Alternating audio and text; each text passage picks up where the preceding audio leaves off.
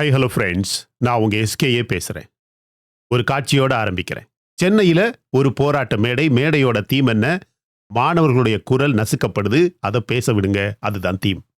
அந்த மேடையில் ஒரு பெண் வர்றாங்க, நடிகை சனாம் ஷெட்டி. கையில் மைக் இல்லை, அவங்க பின்னாடி கட்சி கொடி கிடையாது. ஆனால் ஒரே ஒரு கேள்வி மட்டும் எடுத்துட்டு வர்றாங்க. என்ன நடந்துச்சு தெரியுமா? குரலுக்காக நடக்கிற அந்த போராட்டத்தில் அவங்க குரல் மட்டும் நசுக்கப்பட்டு ஆல்மோஸ்ட் ஒரு மேடையை விட்டு இறக்கி விடப்படுறாங்க. This is the மாட்டுச்சாணி of DMK and NDK. Friends, இன்னைக்கு அங்க போராட்டம் நடத்துறது கம்யூனிஸ்ட் என்ற போர்வையில் நாம் தமிழர் கட்சியும் திமுகவும் இணைந்து தாவேகாவுக்கு எதிராக நடக்கிற போராட்டம். இந்த கட்சி தலைவர்களின் வாட்ஸ்அப் மெசேஜஸ் அங்க இருக்க எல்லாருக்குமே போயிடுச்சு. கொஞ்சம் யோசிச்சு பாருங்க ஃப்ரெண்ட்ஸ். ஃப்ரீடம் ஆஃப் ஸ்பீச்சுக்காக போடப்பட்ட மேடையில் ஒரு பெண்ணோட ஸ்பீச்சுக்கு மட்டும் ஃப்ரீடம் இல்லை.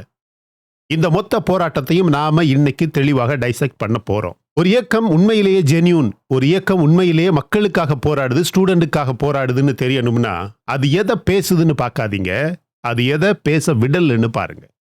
முதல்ல இந்த பெண் யாரு, என்ன சொன்னாங்க? ஜூலை 23 அன்னைக்கு சனாம் ஷெட்டி ஒரு ஸ்டேட்மெண்ட் கொடுத்தாங்க. அது மீடியால தெளிவாக வந்திருந்தது.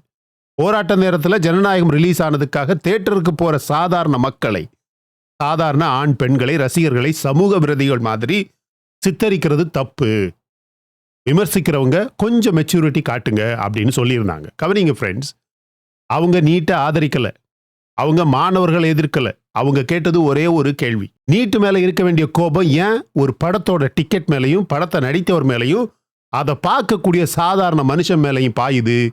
இது ஏற்கனவே அவங்க கேட்டிருந்த கேள்வி. இந்த கேள்வியோட தான் அவங்க அந்த மேடை பக்கம் போனாங்க. அப்புறம் என்ன நடந்ததுன்னு நான் சொல்ல வேண்டிய தேவையில்லை, நீங்களே பாருங்க.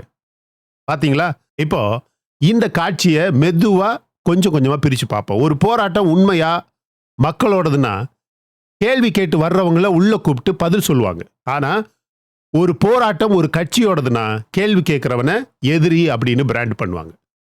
இந்த சனாம் ஷெட்டி கிட்ட இருந்தது ஒரே ஒரு கேள்வி மட்டும்தான். அந்த மேடை அவங்கள எப்படி நடத்துச்சுன்னு பார்த்தாலே அது யாருடைய மேடைன்னு தெளிவாக தெரிஞ்சிடும். சனாம் ஷெட்டி கிட்ட இருந்தது ஒரு கேள்வி மட்டும்தான். அந்த கேள்விக்கு பதில் இருந்திருந்தா மைக்கு கொடுத்து பதில் சொல்லி இருக்கலாம். மைக்கையே மறுத்தாங்கன்னா அதனுடைய அர்த்தம் என்ன? பதில் இல்லை. இந்த இன்சிடென்ட்டை எத்தனை மெயின் ஸ்ட்ரீம் மீடியா இன்னைக்கு ரிப்போர்ட் பண்ணிச்சு பாருங்க. ஒரு பொது மேடையில் ஒரு பெண் பேச தடுக்கப்பட்டா அது நியூஸா இல்லையா? எந்த ஊடகம் அதை பெருசா காட்டுது? இன்னைக்கு எந்த ஊடகம் அதை சப்ரஸ் பண்ணுது? அதுவே இன்னைக்கு தமிழ்நாட்டில் இருக்கக்கூடிய இந்த ஈகோ சிஸ்டத்துடைய வரைபடமா மாறுது. பட் அவங்க கேட்ட அந்த கேள்விக்கான பதிலை நாம தேடாம விட மாட்டோம். இந்த போராட்ட வீடியோக்களை, இப்போ தமிழ்நாட்டில் நடக்கக்கூடிய போராட்ட வீடியோக்களை, வேற வீடியோக்களை முழுசாக நான் பார்த்தேன். சென்னை மண்ணில் தமிழ் மாணவர்கள் போராட்டத்தில் மேடையிலிருந்து வரக்கூடிய கோஷம் ஆசாதி ஆசாதி. இப்ப நான் பேசுறது மொழி வெறுப்பு பேச்சு இல்லை. இது தெளிவா சொல்லிடுறேன். என் கேள்வி வேற. நீட்டை எதிர்க்க தமிழ்ல வார்த்தையே இல்லையா? நீட் ஒழிக, ரெண்டே வார்த்தை. எல்லா தமிழ் நெஞ்சுக்கும் எல்லா மக்களுக்கும் நேரா போய் சேரும். அப்புறம் ஏன் ஒரு தமிழ் மாணவருடைய போராட்டத்தில் சவுண்ட் ட்ராக் மட்டும் டெல்லியில JNUல வேற போராட்டங்கள்ல கேட்ட அதே நேஷனல் லெஃப்ட் டெம்ப்ளேட்லேருந்து வருது? ஒரு போராட்டத்துடைய கோஷம் தான் அந்த போராட்டத்தின் கைரேகை. கோஷம் எந்த ஃபேக்டரியிலிருந்து வருதோ மேடையும் அந்த ஃபேக்டரியிலிருந்து தான் வருது.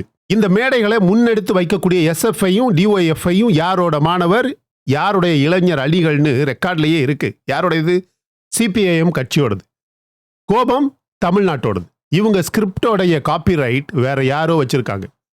சனாம் ஷெட்டி கேட்ட உண்மையான நோக்கம் என்னங்கிற கேள்விக்கு இது முதல் சாட்சி. ஓகே, ரெண்டாவது சாட்சி இயக்குனர் ப. ரஞ்சித் அவர்கள். ஜூலை 23 அன்னைக்கு அவருடைய நீலம் அமைப்பு சார்பாக ராஜரத்னம் ஸ்டேடியம் பக்கத்துல மிகப்பெரிய ஒரு ஆர்ப்பாட்டம். வெற்றிமாறன், அமீர், ரேவதி, ஆண்ட்ரியா ஜெரமாயா, ஜேம்ஸ் வசந்தன், அறிவுன்னு பெரிய பட. ஸ்டூடெண்ட்ஸ் பக்கம் நிற்க வர்றது அவங்க உரிமை, நான் அதை மறுக்கவே இல்லை. ஆனால் அதே நேரம் ரஞ்சித் அவர்கள் சொன்ன ஒரே ஒரு வரி, நான் சொல்லலை, அவரே சொன்னதை நீங்களே கேளுங்க. அவர் அமைச்சராகிற வரைக்கும் அவர் தலித்துன்னு எனக்கே தெரியாது அப்படின்னு அமைச்சர் ராஜ்மோகனை பற்றி தெளிவாக அப்பட்டமாக பேசுறாரு. இதை கேட்டா நீங்க ஒரு நிமிஷம் ஒரு சாதாரண மனிதன் கூட, அரசியல் புரியாத மனிதன் கூட மியூட் ஆகிடுவான். ஆனா நாம மியூட் ஆகாம தான் இந்த வாக்கியத்தை பிரிச்சு ஆராய்ஞ்சு பார்க்கணும். ஒரு மனுஷனோட வாக்கியத்துல தான், வார்த்தைகள்ல தான் அவனுடைய உண்மையான முக கண்ணாடியே இருக்கு. முதல் கேள்வி, ஒரு அமைச்சருடைய சாதி உங்களுக்கு எதுக்கு தெரியணும்?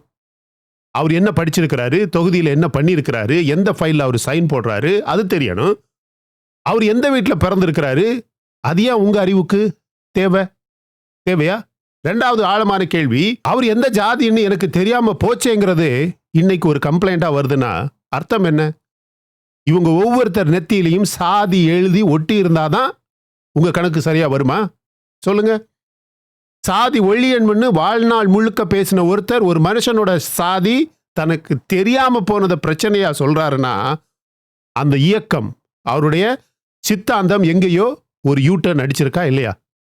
சாதி ஒழிப்பு சாதியை மறைக்க சொல்லுது. இவங்க கேட்கறது சாதிய கணக்கு வைக்க சொல்லுது. இது நேர் எதிர் திசை மை டியர் ஃப்ரெண்ட்ஸ். மே 21 அன்னைக்கு முதல்வர் விஜய் அவர்களுடைய அமைச்சரவையில் 7 அல்லது 8 பட்டியல் சமூக அமைச்சர்கள் இடம்பெற்றப்ப இதே ரஞ்சித் அவர்கள் பகிரங்கமாக வாழ்த்து சொன்னார். அதுவும் ரெக்கார்ட்ல இருக்கு. அப்புறம் என்ன விஷயம் இங்க மாறி இருக்கு? இந்த அமைச்சர்கள் லேபல் இல்லாம சத்தம் இல்லாம வேலை பார்க்க ஆரம்பிச்சாங்க. இவர்களுக்கு அதுதான் பிரச்சனையோ? ஒரு தலித் அமைச்சர் தினமும் தலித் அமைச்சர்னு அறிவிச்சா சமூக நீதி, சும்மா ஒரு அமைச்சரா வேலை பார்த்தா கம்ப்ளைண்ட். இது என்ன நியாயம், என்ன நீதி ஃப்ரெண்ட்ஸ்? பிறப்புக்கும் எல்லா உயிர்க்கும்னு இந்த கட்சி ஆரம்ப நாள்லயே சொல்லப்பட்ட வரி. பிறப்பால எல்லாரும் சமம்னா ஒருத்தரோட பிறப்பு உங்க கண்ணுக்கு தெரியாம போறது தான் அதனுடைய உண்மையான வெற்றி. அது தெரியணும்னு அடம் பிடிக்கிறது இயக்கம் கிடையாது, அது ஒரு வகையான இன்வென்டரி. ரஞ்சித் அவர்கள் பின்னாடி நிற்கிற இளைஞர்களுக்கு நான் ஒரு வார்த்தை சொல்றேன். உங்க வரலாற்று வலி என்பது உண்மையானது. ஆனா உங்களை எப்பவுமே ஒரு லேபலாவே பார்க்க கத்துக் கொடுக்கிறவங்க உங்களுக்கு விடுதலை தரல. உங்க அடையாளத்தோட பெர்மனன்ட் செக்ரட்டரியா அவங்களே நியமிச்சுக்கிறாங்க. நீ தலித்துங்கிற அடையாளத்தோட தான் நீ என் கூட இருக்கணும். ஆனா இவங்க உங்களை மனுஷனா பார்க்கறாங்களா? இல்ல. உங்களை மனுஷனா பார்க்கிற சிஸ்டம் தான் உண்மையாக உங்களுக்கு கிடைச்ச வெற்றி. அடுத்தது, இந்த மொத்த கேலண்டரை நீங்க பாருங்க. இந்த போராட்டம் யாருக்கு எதிரானது? நீட்டுக்கு. நீட் யாரோடது? யூனியனோடது, மத்திய அரசோடது. லீக் நடந்தது டெல்லியில. இந்த மாநில அரசுடைய நிலைப்பாடு, இப்ப இருக்கக்கூடிய மாநில அரசுடைய நிலைப்பாடு, ஜூலை 22 அன்னைக்கே தாவேக அரசு சொல்லிடுச்சு, நீட் என்பது முழுமையாக ஒழிக்கப்படணும். கல்வி ஸ்டேட் லிஸ்டுக்கு தமிழக வரலாற்றிலேயே இதுதான் ஸ்ட்ராங்கஸ்ட் பொசிஷன். இந்த அரசுடைய உயர்கல்வி அமைச்சர் பி விஸ்வநாதன் அவர்களே சைதாப்பேட் போராட்டத்தில் முன்ன நின்னாரு. அப்படின்னா அரசும் மாணவர்களும் ஒரே பக்கம் தான் இருக்காங்க அப்படிங்கிறதுக்கான ஆதாரங்கள் 1000 இருக்கு. அப்புறம் ஒரு சில மேடைகளில் மட்டும் ஏன் இவர்களுடைய தோனி சென்ட் ஜார்ஜ் கோட்டை பக்கம் தமிழகத்தின் தலைமைச் செயலகத்தை நோக்கி வளையுது, பாயுது? அதுதான் கேள்வி. ஒரே ஒரு ரெக்கார்ட், 2021 திமுகவின் தேர்தல் அறிக்கை நீட் ஒழிப்பு அப்படிங்கிற ஒரே ஒரு வாக்குறுதி தான். எங்ககிட்ட ரகசியம் இருக்கு, நான் ஒரு கையெழுத்து போட்டேன்னா நீட் ஒழிப்பேன். பெண் அமைச்சர்கள், பெண் தலைவர்கள் உட்பட தமிழக மக்களுக்கு பிராமிஸ் கொடுத்தாங்க. 5 வருடம் முழு ஆட்சி. யாருமே உங்க ஆட்சியனா 6 மாசத்துல கலைச்சிருவேன், அழிச்சிருவேன் அப்படின்னு பேசவே இல்லை. நீட் ஒழிஞ்சதா? இல்ல. நடந்தது தீர்மானங்கள், கருப்பு சட்டைகள், மேடைகள். தீர்மானம் போட்டா நீட் போகும்னா 2021 போயிருக்கணும்ல. 5 வருஷமா நீட்டை ஒழிக்காதவங்களுக்கு இப்போ ஒரே ஒரு தேவை, இந்த கோபம் இந்த ஆட்சி பக்கம் திரும்பணும், அவங்க பக்கம் திரும்பக்கூடாது. அதுதான் ஃப்ரெண்ட்ஸ். கோஷம் இன்னைக்கு இறக்குமதி ஆகுது. இவங்க கொடுக்கிற பேட்டியெல்லாம் பிரிவினைவாதம் பேசுதே தவிர கேள்வி கேட்க வந்த பெண்ணுக்கு மைக்கு மறுக்கப்படுது. நாம சொன்ன இந்த 3 சாட்சிகளுமே ஒரே கதையுடைய 3 டிஃபரண்ட் சாப்டர்ஸ். சரி, இந்த அரசு பண்ண வேண்டியது என்ன? தற்போது தமிழ்நாட்டில் இருக்கக்கூடிய தாவேக அரசு பண்ண வேண்டியது என்ன? தமிழ் மக்களா நாம கேட்க வேண்டியது 3 விஷயம்.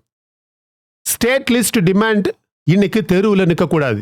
All party delegation legal road மேப்போட டெல்லி மேசைக்கு போகணும். ஸ்டேட் லிஸ்ட் இங்கேயே இருந்தால் அதனால் எந்த பிரயோஜனம் இல்லை, டெல்லியில் போய் சேரணும். அதுதான் அனிதாவுக்கு உண்மையான நினைவஞ்சலி. சென்னைக்கு ஒரு பெர்மனன்ட் டெசிக்னேட்டட் ப்ரொடெஸ்ட் வென்யூவை இந்த அரசே அறிவிக்கணும். சனாம் ஷெட்டிக்கும் ஒரு ஸ்டூடெண்ட்டுக்கும் ஒரே மாதிரியான மைக்கு கிடைக்கிற மேடை தமிழ்நாட்டில் இருக்கணும். போராட்டத்துக்கு இடம் கொடுக்கிற அரசு தான் அதுக்கு பயப்படாத அரசு. ஸ்டூடெண்ட்ஸ் மேல ஒரு கடும் கையும் கூட படக்கூடாது. ஒவ்வொரு டிடென்ஷனும் நாளைக்கு எதிரிகளுக்கு ஒரு அம்யூனிஷன் மாதிரி, ஒரு ஆயுதம் மாதிரி மாறுது. இவர்களின் இந்த மேடை பயந்தது ஒரே ஒரு பெண்ணுடைய ஒரே ஒரு கேள்விக்கு. சோ இந்த கோபத்துடைய உண்மையான முகவரி எது? யார் எந்த மேடையில் பேசினாலும் பேச விடாம தடுத்தாலும் மாணவர்களுடைய கோபம் என்பது உண்மை. ஆனா இன்னைக்கு மேடையில உண்மையை பேசுறவங்களுக்கு மைக்கு மறுக்கப்படுதுன்னா அதனுடைய முகவரி நீட்டுங்கிற ஒரு சிஸ்டத்தை பயன்படுத்தி அதை ஒழிக்கிறோம்னு சொல்லி ஒழிக்காதவங்க தான் அதனுடைய முகவரி. கோட் மை வேர்ட்ஸ், நீங்க வேணும்னா பாருங்க. இந்த போராட்டம் முடிகிறதுக்கு உள்ளேயே இந்த மேடைகள்லேருந்து இந்த அரசுக்கு சிஎம் விஜய் அவர்களுக்கு நேரடியான கோஷம் கண்டிப்பாக எழும்பும். அப்போ இந்த வீடியோவை நீங்க திரும்ப வந்து பாருங்க.